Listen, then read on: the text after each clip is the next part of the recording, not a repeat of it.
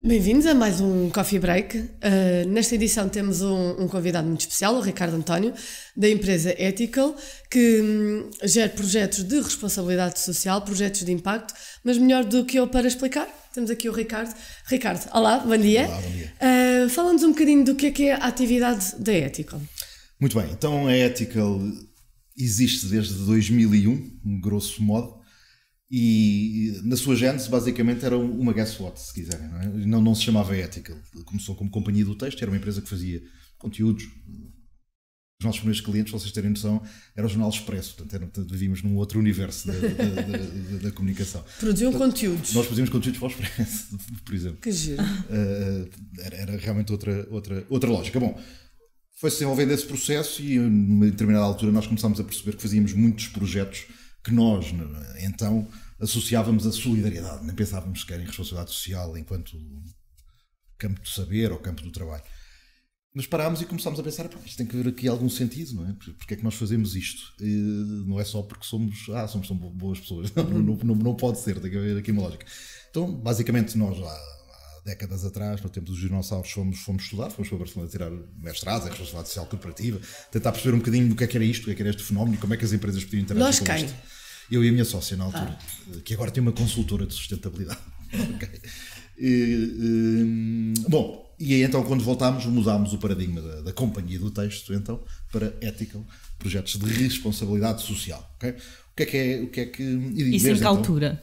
Isto em 2004. Foi pouco tempo. Foi rápido.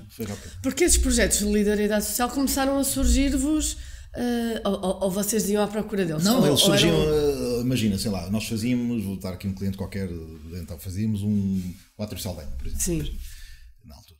E fazíamos a comunicação deles. E fazíamos muitos eventos em que tinham sempre um cariz solidário. Mas nós não sabíamos, na altura era mesmo só cariz solidário porque sim. Exato. Porque tínhamos esse drive. E depois começámos a tentar perceber por que razão e de que forma é que isto, se existe realmente uma lógica estruturada nisto e o que é esta história da responsabilidade social, como é que as empresas podem ter a partir disto, é uma ferramenta ao serviço da gestão das empresas, como é que isto se faz? Fomos aprender, isto em 2000 e troca o passo, não é?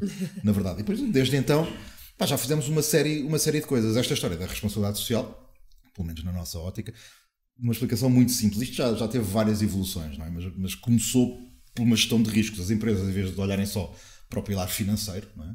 Como única meta exclusiva, perceberem que se fizerem uma gestão tripartida entre pilar financeiro, pilar ambiental e pilar social, que têm, não é que tenham melhores resultados financeiros, uma coisa extravagante, não, mas estão muito mais defendidas face a uma série de riscos que podem surgir. Tem um relacionamento melhor com os seus stakeholders, pelo menos com os principais, é uma questão estratégica, e estão muito mais defendidas perante uma série de riscos. Isto, por um lado, começou assim. Hoje em dia já nem é essa lógica. Existe essa lógica de usar a responsabilidade social enquanto ferramenta de gestão, que pode ter uma série de benefícios. O mais comum é sempre a criação de valor de marca, aquele que salta mais na mente das pessoas e dizem, vocês estão a fazer isso, vocês querem aparecer. Exato. Mas a verdadeira responsabilidade social até é algo... Com toda a legitimidade. Eu não estou a perceber. Exato. Agora, os benefícios da responsabilidade social não se encerram aí. Exatamente. Pode ser muito mais, pode ser retenção de talento. Imagina, vocês, vou vestir a camisola da minha empresa, gosto tanto, sinto-me bem numa empresa quer fazer a diferença. Respeita a equidade de género, que tem impacto na sociedade, whatever, seja o que for. Ou uma empresa de telemarketing, por exemplo, onde tens muita rotação de pessoas, pagas mal, como é óbvio, tu tens que atuar aí, não é? Tu tens que fazer tomar uma série de medidas sociais. Empresas que pelo seu trabalho, empresas de produção de pasta de papel, o próprio trabalho deles traz dano ambiental, se quiseres, não é? E traz algum desconforto para as populações que moram ali à volta, porque cheira mal. Tão simples quanto isso. Exato. Produzir pasta de papel cria mau cheiro. Não há volta a dar. E tem algum impacto. Então, como é óbvio, eles têm que se envolver ambientalmente, têm que ir muito para lá do quadro legal que lhes é imposto, e nas populações que estão ali circundantes têm que ter relações muito boas com eles. Sei lá, vou trazer coisas tontas, mas patrocinar o clube local, promover a cultura, promover a educação, seja o que for. Não é? De outra forma, vão ter todos os anos, se calhar, aberturas de telejornais com a população a dizer aqui cheira mal, vão para o outro lado. Acaba por ser também uma gestão de relações. Aquilo é uma ferramenta de gestão, consoante a tua área, consoante aquilo em que tu trabalhas, consoante o teu setor, consoante os teus desafios, consoante tu és uma multinacional ou não e tens de estar alinhada também com a casa-mãe ou não. Ou seja, há aqui uma série de múltiplos fatores, mas é uma ferramenta de gestão, ok? Vamos partir desse ponto. A seguir, já estamos um bocadinho mais à frente, que é, já não ok, isto é uma gestão de riscos, se calhar vamos fazer e terá benefício. Hoje em dia as empresas já têm que perceber que não há outra forma. Ou seja, acabou, já estamos no 2.0. Eu já não tenho que convencer ninguém a dizer, ou era suposto, eu já não tenho que convencer ninguém dos benefícios que terão. Mas ainda há quem tenha que ser convencido. Muito. Tens budgets muito pequenos, isto é muito periférico, em muitas empresas ainda é muito periférico, noutras não. Noutras já vai entrando. E ainda não entendem, provavelmente, que isso faz parte também de uma estratégia integrada e alargada da própria empresa e que pode ser importante, não é? Muitas vezes o que acontece, e isso acontece-me com frequência, é a empresa já faz uma série de coisas que, na verdade, já podiam estar sobre esse chapéu da responsabilidade social, da sustentabilidade, ou seja, o que for, mas eles fazem desgarrado. Ou seja, não há uma estratégia, não há uma visão. Okay? E depois, muitas vezes, quando nós entramos, também do que é que o cliente quer, mas se o cliente quer que de facto nós agarremos naquilo, que façamos um plano, que tracemos uma estratégia, uma linha, tu acabas por perceber que eles já faziam uma série de coisas, todas estruturadas, que se aquilo tivesse tudo bem organizado e com um plano e com uma estratégia, eles já tinham de facto até coisas interessantes para apresentar e projetos estruturados e enfim, e podiam tirar muito maior proveito se aquilo tivesse feito à luz de uma estratégia, à luz de um foco, à luz de um objetivo. Portanto, esse se calhar é o primeiro conselho que deixarias aqui às empresas ou às pessoas que nos estão a ouvir, seria começar por aí. A ideia é arrumar sempre primeiro a casa, não é? Exatamente, exato. Okay? O que é que acontece também, agora cada vez menos, mas tem que ser justo, mas acontecia muito, era em casa aquilo meio estruturado, mas eu quero fazer para fora porque eu quero criar notoriedade, quero criar mancha, quero, seja o que for, eu quero criar ou likes, ou aparecer nas notícias, ou whatever, o que for, mas eu quero criar aqui notoriedade de alguma maneira. Agora já não é tanto assim, na verdade, cada vez é melhor. Caramba, estamos a falar, são 15 anos, 16 anos, 17 anos disto. E notas que é uma evolução, claro. Muito grande, e depois são temas em que nós trabalhamos que estão cada vez mais na agenda, não é? E quando as empresas vão ter contigo, já vão com uma ideia estruturada do que pretendem, ou dizem assim, olha, diga-me, proponha-me, tem toda a liberdade para me propor, ou achas que as empresas já têm objetivos muito delineados? Depende muito. Há de tudo. Se tens aqui empresas no mundo, mas falando só de Portugal, empresas grandes, algumas têm departamentos de sustentabilidade, imagina, ok? Agora está aqui a dizer quais são, não é por nada, mas claro. Podia-se dizer, mas são poucas, e aí eles têm isso muito bem estruturado. Tu tens empresas portuguesas que estão nos índices, estão no Dow Jones Sustainability Index, ou seja, que é difícil, portanto, eles têm aquilo realmente bem estruturado. Essas têm um foco, têm uma visão, mas há outras empresas que chegam ao pé de nós e querem um projeto só, assim, um toque e foge. Não é? Precisávamos de um projeto, gostávamos de ter um voluntariado corporativo, imagina. Isto normalmente está sempre daquelas alturas, ou Natal, ou o que é que. Não é? Normalmente tem. No Natal todos querem ser bonzinhos, mas eu não recomendo muito. Ou no Natal, ou fase maior, se o objetivo deles é criar notoriedade, e não, quando fazem um toque e foge, quando não é uma coisa. Sem compromisso. Muitas querem fazer coisas sem compromisso. Querem fazer o que eu chamo de toque e foge. Fizeram o que lá sai, depois não fazem nada. Se querem fazer isso no Natal é errado, não é? Claro. Estrategicamente, porque eles vão ser devorados pelas milhões de coisas que estão a acontecer, porque não vou aparecer nada nenhum. Bom, mas dito isto e respondendo ainda à tua pergunta, há um bocadinho de tudo. Há empresas que querem esse toque e foge, há outras que chegam e dizem, nós precisamos organizar, ver o que é que nós já fazemos, sabemos que fazemos algumas coisas, mas está estruturado, precisamos aqui de um plano. Ou então passam um briefing dizendo, olha, nós queríamos, o nosso objetivo é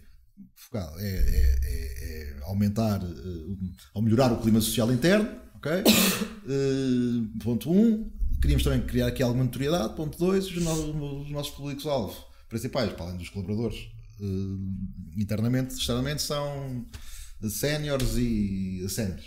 E depois, agora faz magia e propõe, mais ou menos assim, e propõe o que é que tens a fazer. Basicamente, tudo dependendo do setor, dependendo da empresa, dependendo dos objetivos. E notas que existe, ou seja, uma maior margem de orçamentos para esse tipo de ações comparativamente com há uns anos atrás, ou que as coisas ainda continuam a ser, ou seja, faz, mas atenção, vamos tentar fazer o mais e o melhor possível, mas vamos lá. com menos dinheiro possível.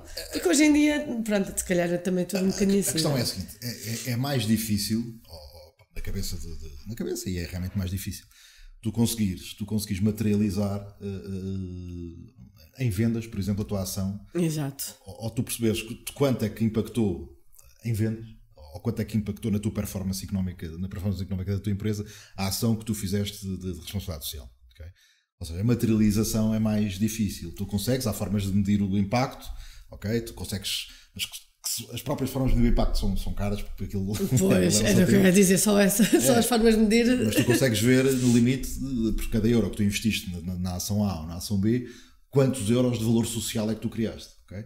Isso é passível de ser medido. E podes ter uma série de KPIs e tudo mais, tu podes ter metas e métricas de medição, e deves ter, cada vez mais, tens mesmo que ter.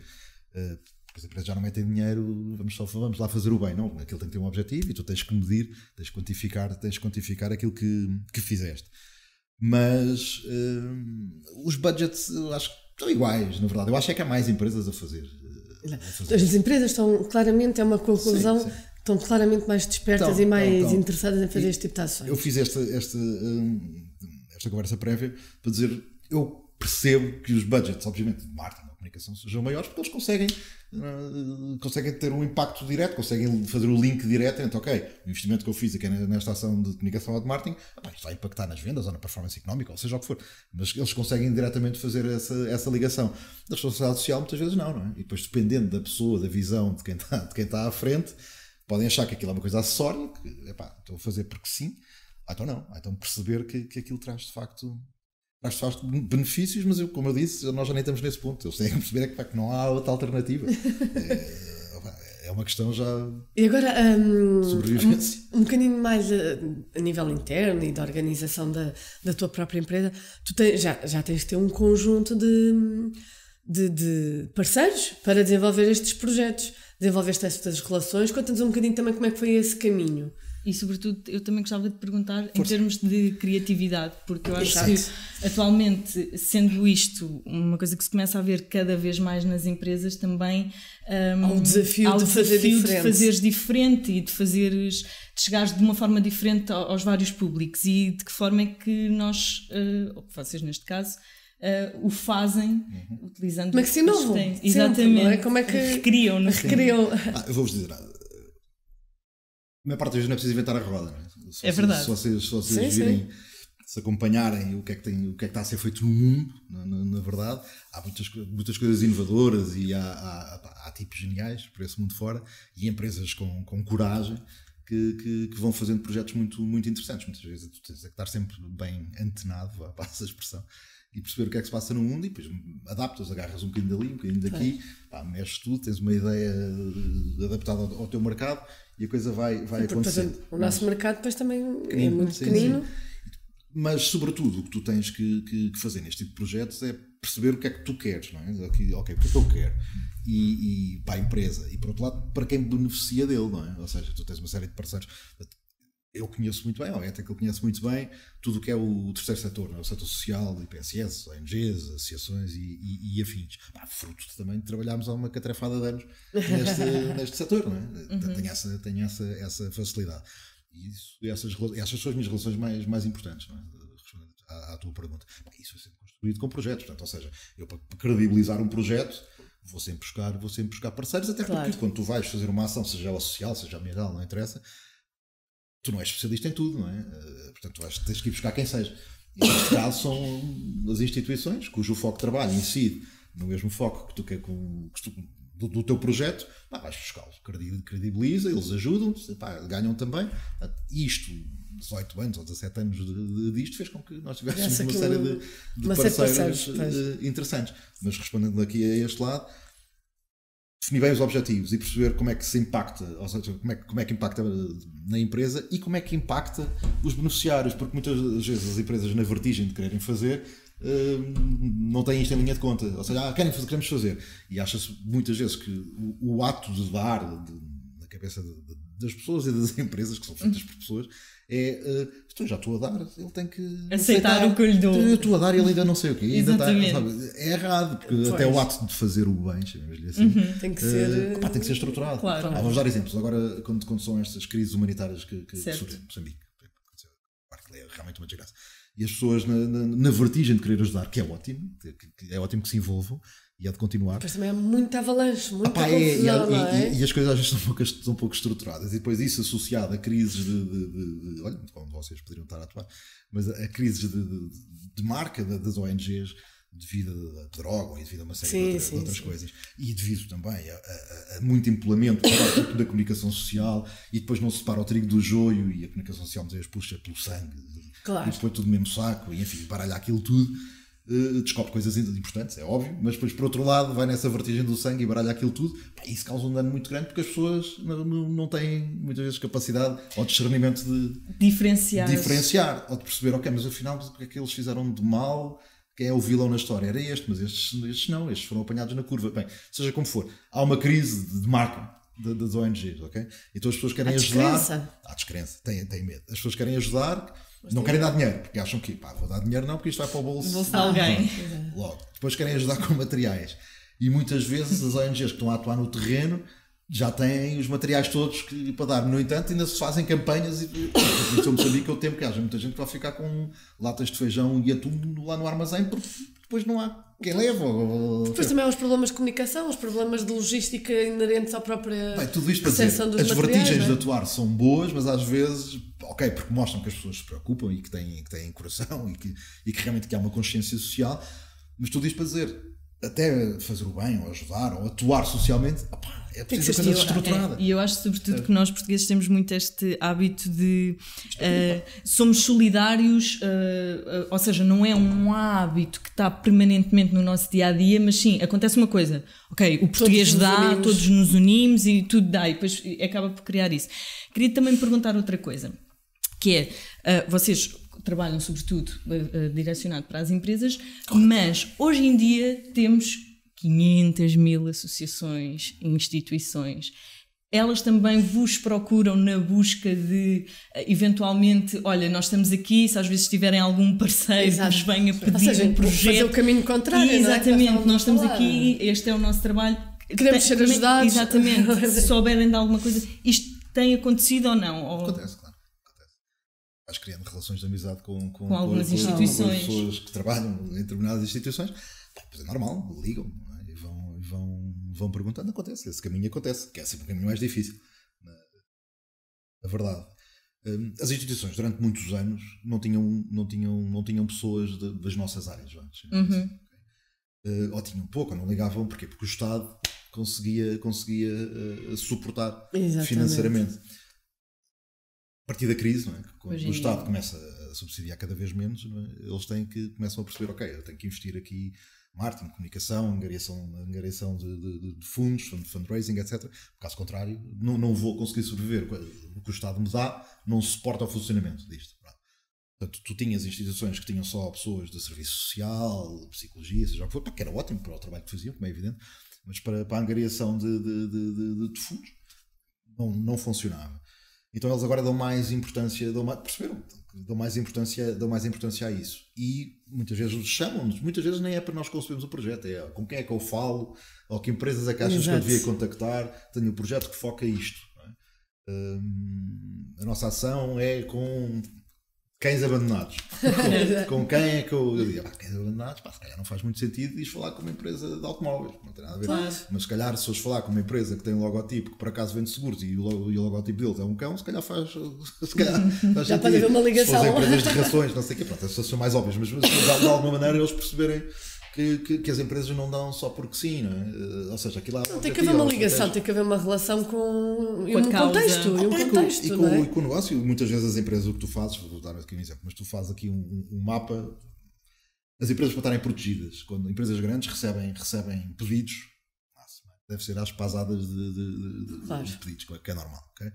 Elas para estarem defendidas e para a sua resposta não ser só um simples sim ou não, e para esse sim ou não ter ter um sentido, mas porque é que é assim ou porque é que é não, não é?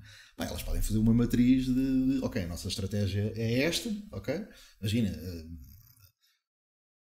só apoiamos, o nosso objetivo é social e apoiamos projetos que estejam no foco da educação, ok? Pá, e depois uma matriz um bocadinho mais complexa, não interessa, os nossos stakeholders prioritários são estes e estes, portanto, tudo o que sejam ONGs ou associações que nos venham pedir dinheiro para projetos que saiam deste círculo, não é? Que saiam aqui deste âmbito, pá, nós não vamos dar. E já podemos justificar, olha, gostávamos muito de vos poder ajudar, no entanto, o nosso foco é a educação de crianças entre os 6 e os 10, na zona da Amadora, não interessa. Mas esse foco eu penso que cada vez mais começa a ser importante, claro. Não sentes, porque como nós temos tantas instituições, o facto das empresas terem esse, e até pode ser, por exemplo, em termos anuais, eventualmente, não ser uma política a longo prazo. E isso acaba por ser importante também para balizar os projetos que vão apoiar e para ter a tal estratégia que falávamos há pouco de responsabilidade social. Sim, pá, eles têm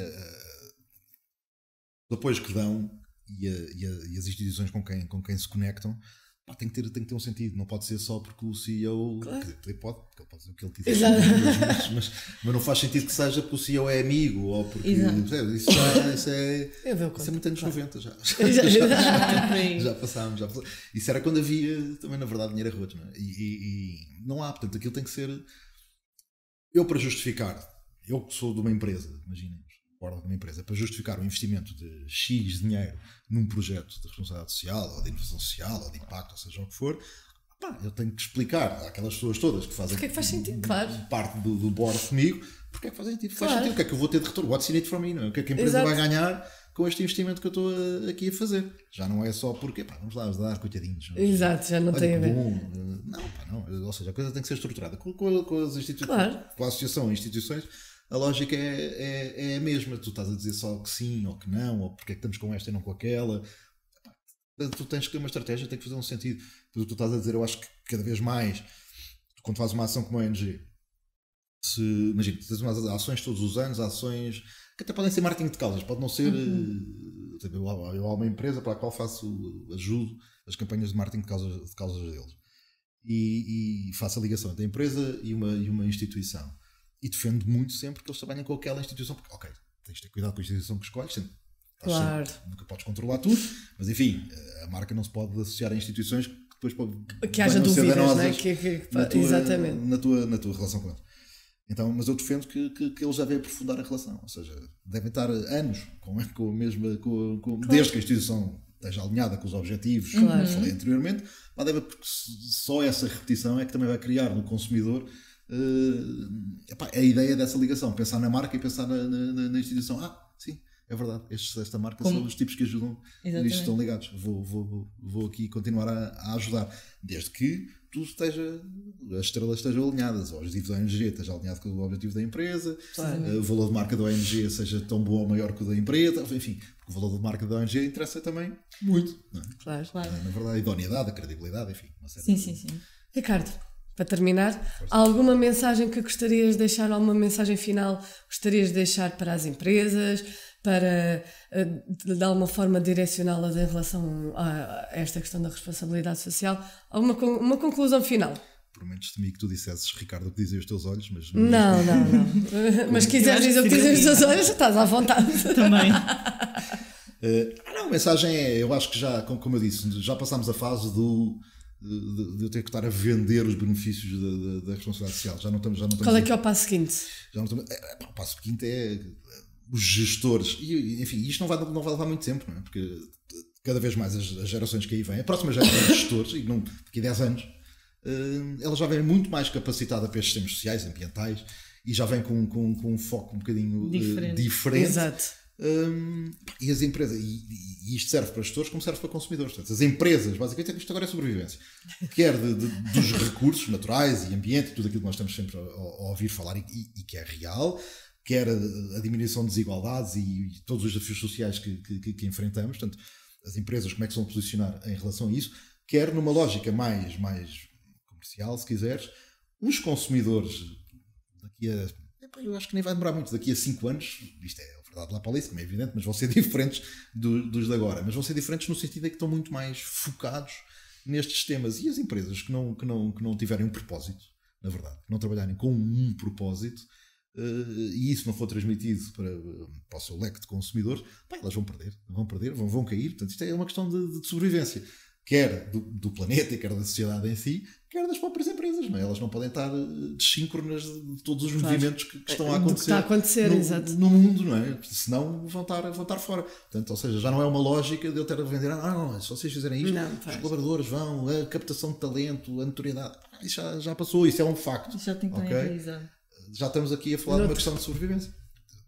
Na verdade, depois, enquanto seres humanos, como é que tu te posicionas? Quem tu és e o que é que tu queres fazer da vida? O que é que tu estás cá para fazer? Depois transportar isso para o trabalho, não é? Porque hoje em dia, o que é a tua felicidade? E agora já seria aí mais meia hora de conversa, mas passa muito. Fazer a diferença. Conectar os dois lados do teu cérebro, o racional e o emocional. E de que forma é que tu aplicas isso depois no teu dia-a-dia e no teu trabalho, que é onde tu passas uma catrefada de tempo da tua vida, na verdade. Não é? Exatamente. E que propósito é que tu tens?